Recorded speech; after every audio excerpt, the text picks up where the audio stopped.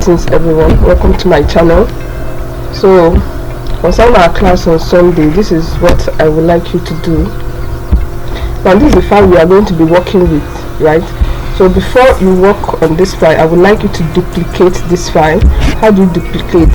So you come to this place, you can see this order, you double click, you click it, so right click I want to say, then you see this menu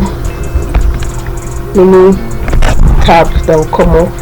You click on move or copy, then you select move to a new workbook.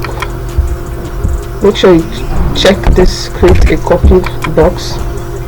So okay, you can see another workbook is open. If you want to go back to see your previous one, you can just shift tab,